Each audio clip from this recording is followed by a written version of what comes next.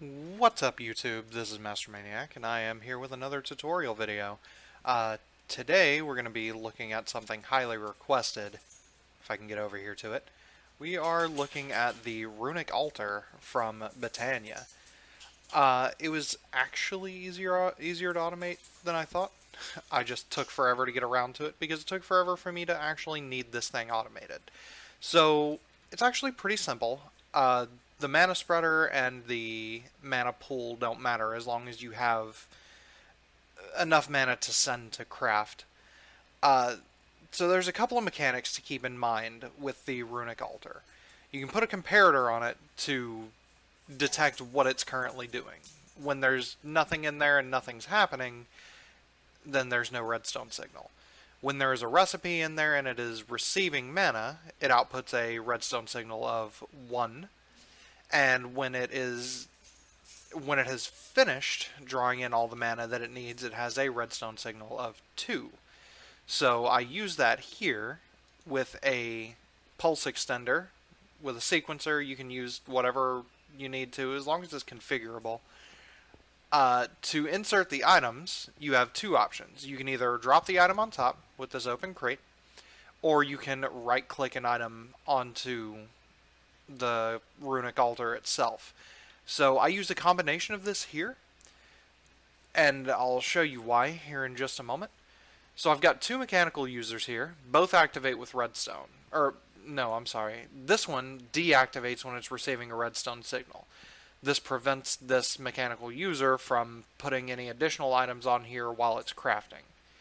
This mechanical user activates when it has a redstone signal, which will continuously tell the Wand of the Forest to right-click on here whenever the craft is ready to be produced. This item duct here, which can really be just about any form of item transportation, as long as it has a whitelist option, only moves living rock. So living rock is the only item that will be an entity in the world during the crafting. However, I can't rely on the redstone signal of 1 to put that living rock on here, because on the off chance that the random slot decides to put the living rock in last, then the whole crafting will get hung up waiting on living rock. So I have this extra item duct here just to make sure that living rock gets on top of here. Both of these are... No, I'm sorry, I thought both of them were. Both of them are on right click. The one placing items on the altar is activate block with item, and it is set to be off with redstone signal. The one pointing into the altar with the Wand of the Forest is use item on block and on with redstone signal. Now you can speed this up considerably by adding speed upgrades into the user that places items on the altar, but that's entirely up to you. So what you want to do is make sure that you have enough mana to support whatever crafting you need to do. Because if you don't, that will mess all of this up. So just a quick demonstration. We're going to take, as you can see, this is the only storage box here, right? These guys are just holding the crafting materials needed. So in this storage box would be our products from this crafting. I'm going to go ahead and make a tier 3 rune just as a demonstration. And it goes by fairly quickly. So you can see it decided to put the living rock on before the servo could even extract it. There we go. This has produced everything it needed to. We're waiting on the redstone pulse extender to change. There we go. And now it's tier 2 time. Picked it up, and tier 3 time.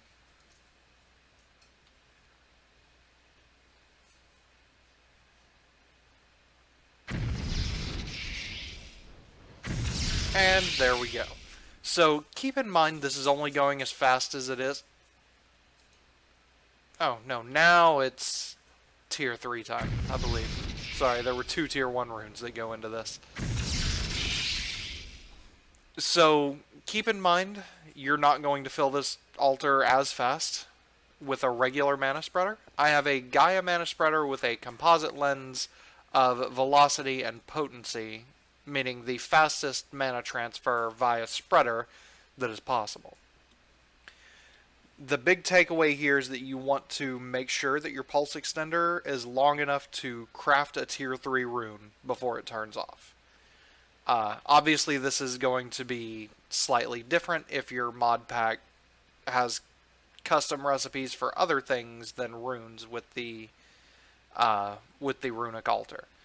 You can see in here, it's crafted everything up. Since it gives back all the runes for crafting the higher tier ones, we're pretty much good. So I'm going to go ahead and flip this on and void all those out.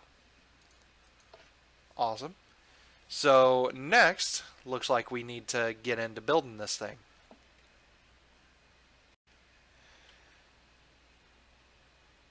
Alright, ladies and gentlemen. So now that we've seen how it works, let's get to building this. Of course, first things first, you're going to need your Runic altar. From here, go ahead and slap down our mechanical users. And then I will take, no, not there. I'm done. Come back. One prismarine bit goes there, comparator, and repeater, then 2 dots of redstone dust, and 3 dots of redstone dust. And it's a good idea to go ahead and take your impulse item duct. I believe you can put the open crate 1 block lower. I'm not 100% sure though. Leaving it 1 block higher allows you to put up to 3 spreaders around this, pointing into the altar, to make it much faster. Approximately 3 times faster. So mana pool goes on top, mana spreader there, and we bind our mana spreader to the Runic altar. Next we want to get our sequencer. We want to get our ranged collector. We want to set it up with any rune. So you have to have at least 1 rune to get this started, unfortunately. But once you have 1 rune, you can just ignore metadata, since the only the only runes that will be out in the world as item entities will be the ones that have been crafted or the ones being returned after a craft is completed. So that makes things nice and easy. That will suck up any rune that is in the world. So next, I'm going to pop out this and this. You'll see why here in just a minute.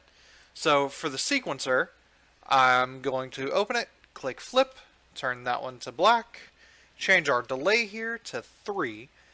This means that it's going to cycle through each of these steps. Every time it's white, the signal will be on, and it will go through each step with 3 ticks of delay. So 3, 6, 9, 12, all the way through to here.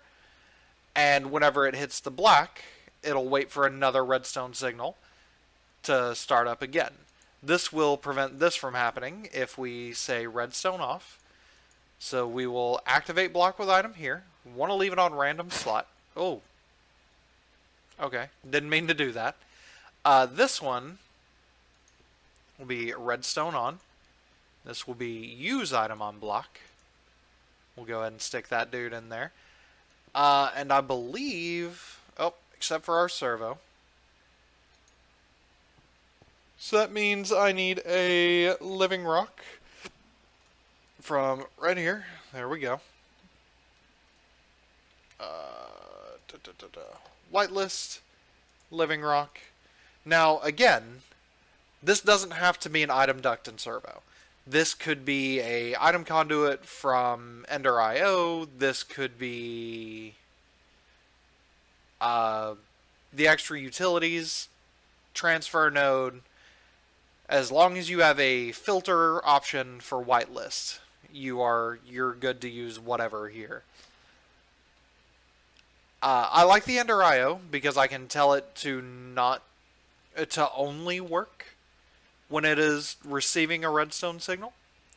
So whenever this thing is crafting, that'll be the only time that it tries to pull living rock out. But it doesn't matter. It doesn't affect anything. So the next thing we want to do is get our ME interfaces and get a import bus, and then get, oh lord, smart cable. You're going to want to put two interfaces because I'm assuming you're going to want to automate all of the runes. I'm going to need more than one of these. And you'll put an import bus there. And then we just add our cables and run your cable down to wherever you'd like. The next important thing is to make sure that your interfaces are in blocking mode. There we go. So blocking mode will prevent it from putting too many items in here and getting things all hiccuped. And from there, you're pretty much good to go. So the interchangeable bits of this are your mana pool, obviously. You could use whatever mana pool you want. I have an everlasting guilty pool here, the creative mana pool, just for demonstration purposes. The same thing goes with the spreader. You can use any tier of spreader, but you're going to want to change this number here to make sure that you're not going to, that the redstone signal stays on for the duration of the entire craft of whatever rune you're trying to make. So the worse your spreader is, the longer you want to make this delay. The sequencer can actually be replaced with any form of pulse extender.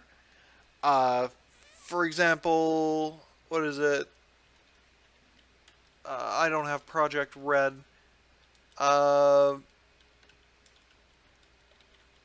Redstone. I'm trying to see if there is a pulse extender anywhere in here, and I don't see one.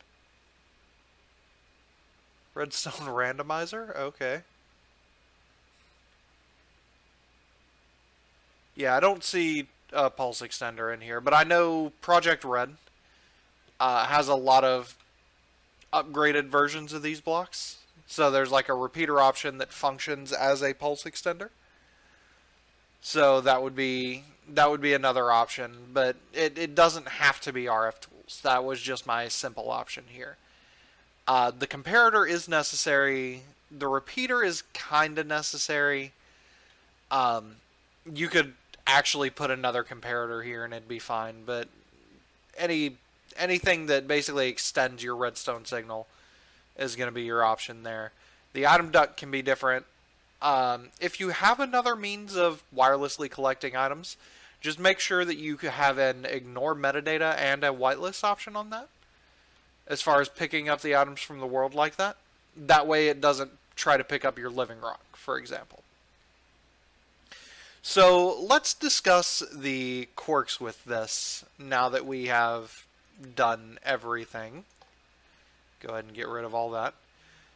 So I'm going to take a few of the recipes out of these interfaces here. Let's look at the Rune of Summer and the Rune of Pride specifically. So I picked a tier 2 and a tier 3 rune for a particular reason.